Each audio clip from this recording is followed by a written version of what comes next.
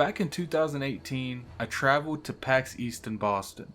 There's a lot of amazing games we played at Boston, yet there was this one particular game that really stood out to me. That game was Ancestors Legacy, developed by Destructive Creation and published by 1C Entertainment. Ancestors Legacy is releasing on the Xbox One and PS4 on August 13th, 2019. It's a squad-based real-time strategy game that is taking place in the year 793. Keep in mind, this is my review, it's my opinion, and it should be taken as such. I'm reviewing this game on 8/14/2019 at 2:47 a.m. Yes, it's late as hell. Sue me. This is the only time I could really work on it. And before we get on the review, if you want to support the channel, definitely like the video if you don't mind. It helps my channel get to as many people as possible. Go ahead and share it to your friends. I like my content get to as many people as possible. But anyway, without any further ado, let's get on with this review about this RTS. So let's talk about the graphics and performance first. Generally, Ancestors Legacy is a very solid looking title. I played the game exclusively on the Xbox One S, so keep that in mind during this whole review. The Xbox One X version supports 4K, so I'm assuming it looks a lot better on that. Definitely you can check out, I'm sure Digital Foundry has plenty of videos on that. But we're reviewing the game, not really looking at anything in that particular matter. The textures look very realistic, and it's actually on the Unreal Engine 4. It really shines with that engine. There's also a dark filter that really gives the core gameplay a serious tone and makes everything stand out graphically. One thing I really enjoyed about the gameplay environment is how well water and fire are displayed. While attacking enemy buildings, you can actually throw these fire torches, which I thought was kind of funny because it feels like every soldier got like an infinity amount of torches on their belt, but that's besides the point. And it's really cool to see the fire catch with the buildings, and the building just collapses little by little until there's nothing there left. One of the greatest aspects of this game is the option for the cinematic camera angles. If you don't want that dirty looking UI, well, it's not really dirty, but if you don't want the UI and all the fonts and everything, all that's on the the screen, you can actually take that away by pressing in the left analog stick.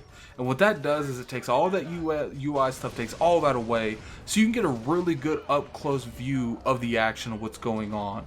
So you can see the combat going on. It's very bloody and very, very detailed. So it gave a lot of an aspect to if you want to see that up close. And I really appreciated that because there's been a lot of RTSs and I don't really see that done too often. And I've never seen it done this well. Now the performance in this game is also pretty good, solid. Now I did see a lot of issues in terms of the menu. But that's neither here nor there. It wasn't anything game breaking, it was just more of a nuisance than anything else. There are slight frame rate drops here, but nothing game breaking. I didn't really have any kind of issues with it. Sometimes it would drop a little bit, but it's like I said, keep in mind that I did play this without any type of day one patch. I don't know if there's a day one patch, but I'm assuming there was. And I assume with a day one patch, a lot of these little issues that I'm seeing in the performance array probably got settled and fixed with that day one patch. Ancestors Legacy plays out like your average RTS, where you're given an objective and you simply have to carry it out. One of the biggest difference is the sheer amount of story content that's included in this game. So there's 4 playable nations all around in the 13th century, with 2 different stories from each nation, and they're all about 5 chapters long. So as you can see, that's actually a decent amount of content. This shapes up to be about 8 individual stories with, I would say, roughly anywhere from 5 to 12 hours of gameplay a piece, depending on how good you are at these type of games. Now you do have the Vikings. I'm going to butcher this next one. The Kingdom of Ranilla, the Empire, the Roman Empire, and the Kingdom of Poland. So the game has amazing voice acting. I definitely wanted to point that out. And it was actually outstanding throughout the whole individual stories. It didn't really feel dull that much. It felt very engaging. And I never felt really, what was going on was making me tired. I didn't want to put it down. Now, I will say that the story wasn't anything amazing, but it was enough that kept you hooked. That, the gameplay was going on, the set pieces that they had going on. They had plenty of surprises, open visitors that pop up randomly in the battle that shift the battle towards a different solution, what's what I'm looking for. different motives. So I really appreciated that. A lot of RTSs in the past haven't really went this detail into the story. Now, I'm not saying they haven't went into it entirely, but this had a lot of story content, and I'm always a fan of that. Now let's shift a little bit into the gameplay. Ancestors Legacy is an RTS that I'm sure you've played a few times. Think of Age of Empire, Command and Conquer, Halo Wars. Sure, this type of game has been done over and over again throughout the past few years, but however, that doesn't take away from how much fun and how much the gameplay to this particular RTS is actually pretty fun. Now you got your basic micromanaging in this game, from having to maintain a powerful army to maintaining how much money you spend and where you spend it on. So in terms of the base building, where you actually do a lot of your bulk, where your bases, where you build your units, where you get all the money that you need, now let's talk about that a little bit. Now they give you a few options. Now the league building, which is like your town hall, anything like that, when you build any kind of building that goes off of that, sadly you can't actually choose where you put that building. It's predetermined, so you have to pretty much put it right there. I was huge not fan of this. I didn't like this at all. I felt like this took away from what the aspects, the core of an RTS, to let you choose how you want to build. Me particularly, when I build units, I like to put the unit builder, whatever makes the archers, whatever makes the raiders, whatever makes all of that stuff, I like to put it at the back of the base. That way when any enemy invades my base, they won't be able to get to that as easily, so I can protect it easier. Now that we've talked about the buildings, let's talk a little bit about the units in this game. First thing I want you to be aware of is you have access to 10 units overall. And I was not a fan of this either. I felt like options and having access to a variety of different units never really was something that you could do. For instance, if you wanted to go in there with a good balance, that you could do that. But if you needed a certain thing for a certain scenario, you would normally have to get rid of people because of the least amount of people that you can have. 10 units is not a lot of units in RTS. So I felt like that was definitely mismanagement. If there was a way to increase that, by all means put it in the comment section, because I didn't find one. The good thing about the units is a lot of the units, pretty much the majority of them, have a special ability that makes that unit unique to part of that army.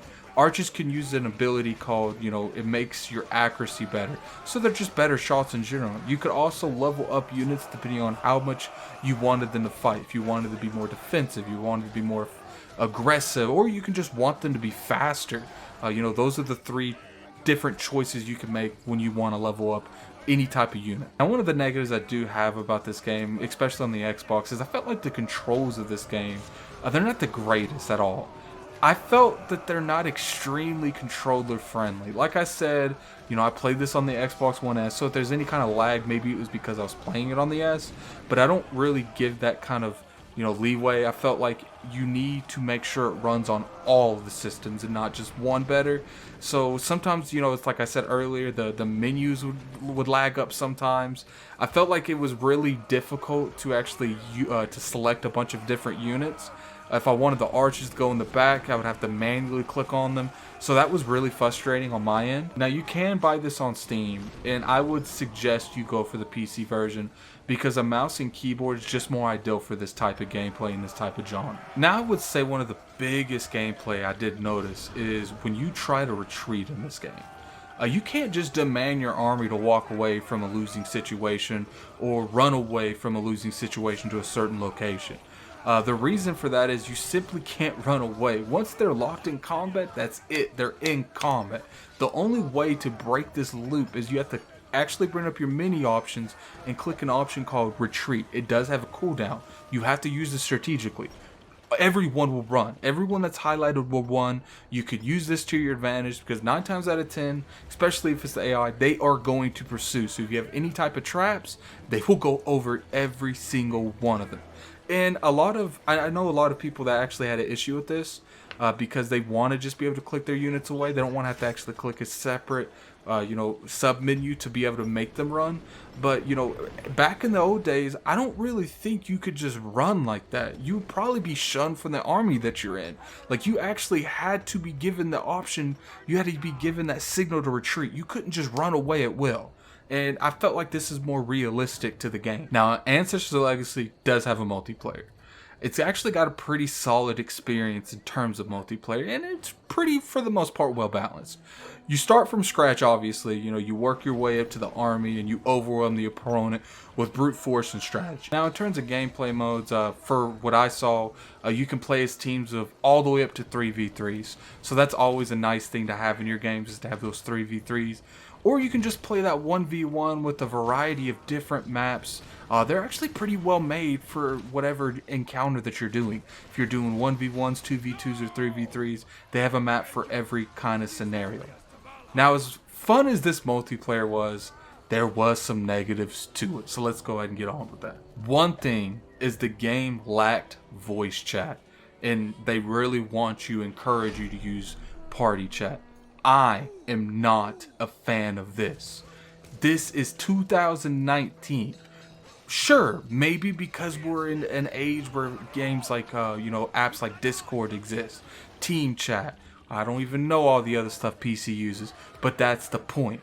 We are reviewing an Xbox One S game, or Xbox game in general, or a PS4 game. We do not have access to these apps. Sure, you can party up, but I feel like every online game needs to have the option for voice chat. Devs, please stop overlooking this. This is not the first game this has happened. We need voice chat, and I'm always going to hold die by that. Another thing that really frustrated me was the lack of features to show where your allies are doing and what they're doing on the map. Being a huge Halo Wars player that I played, there's a lot of things that they did that opened my eyes, and now I'm a little spoiled when it comes to these type of RTSs. Like, I like on the mini map, I want to see where my allies' icons, what they're looking at. I didn't see any type of mark system where you can show your allies certain things on the map. That could have definitely been there, and I just didn't see it. But to me, these are really important things now, because it encourages a lot more cooperation, and it strengthens that communication. And I feel like these RTSs, especially for 2v2 and 3v3, those are extremely important. Now, the biggest complaint I have for the multiplayer, and the reason I hit it so hard, is the lack of private invites to play with your friends. Sure, you can, they actually have a host thing where you can see a bunch of servers, and you and your friends can just strategically go into the same server. But there's a lot of people, especially on Xbox, that's never played PC, that's not going to really get that.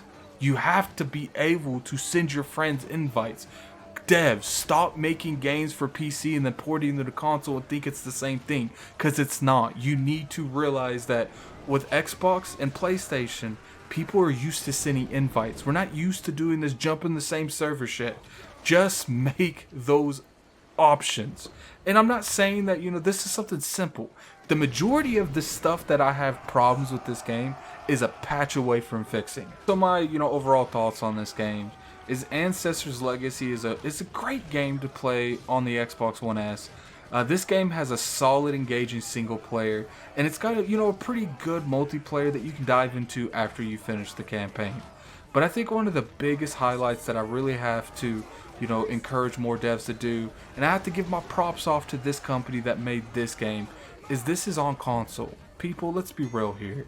RTS is a dying genre on console. And until devs make it more approachable and bring more games of this genre to this platform, to the PlayStation platform, to the Xbox platform, hell, even the Switch platform, we're not going to fix RTSs on console. We're not going to evolve that genre on console, because there's a stigma going on that you have to have a keyboard and mouse to play this game. I said earlier in my review, it is ideal to play with a keyboard and mouse on this game. But there's a lot of scenarios where it's ideal to play a certain game with a controller. Doesn't necessarily mean it has to be played with a controller. So, if people keep developing more of these games on console, they'll learn more better ways and more efficient ways to making an RTS on console. And that's why I have to give my props to this developer, because they are doing this. They are taking that risk, because they didn't have to make this for Xbox and PlayStation. They could have kept this sucker straight on Steam, and they could have kept them right there and nothing would have happened. It cost money to port these, but they did. They brought it over, and my hat's off to you. Now, is this game the best RTS ever made in that genre? Absolutely not. However, it's a solid experience that I'd recommend for about $30 to $40 if you're looking for something to play and you have nothing currently going on right now. If you're a huge fan of the RTS genre, or even if you've been curious about getting into this genre because you've been seeing your friends play this kind of genre on, on PC, because I'm assuming the majority of the people that's going to watch this, they're gaming on Xbox or they're gaming on PlayStation. Definitely try it out for 60. I don't think you'll be, extremely disappointed, because at the end of the day, it's still a fun game. Do I think it's worth 60? Probably not. About $30 to $40 range. But if you want to try this genre out, and this is one of the only games you can play on console, then 60 might be worth the entry. Let's remember, the game's got a lot of content story-wise. Plus, the game has a multiplayer. Now, it's like I said earlier, it's not the perfect multiplayer. There's a lot of work that can be done in the multiplayer area, but you can always dive into that when you finish the story, and the multiplayer is good enough to play for sure. A lot of nitpicks that I feel like would make it a lot better multiplayer that I have definitely stated up above, or if you read the article, it's up above, or you can rewind the video and listen to it there. But anyway, that's my review on Ancestors Legacy. I want to thank the devs and the publisher 1C Entertainment for sending me the copy of the game. I enjoyed thoroughly playing it. And for the people watching the video, if you prefer to read reviews instead of watch them, what I'll do is I'll link the written review in the description below, so you can go check that out if you want to. Check out all the other reviews I do, or you can just check out whatever articles are on lordsofgaming.net. But until next time, until my next review or my next news video, whatever I decide to make next, I'm out of here. Peace.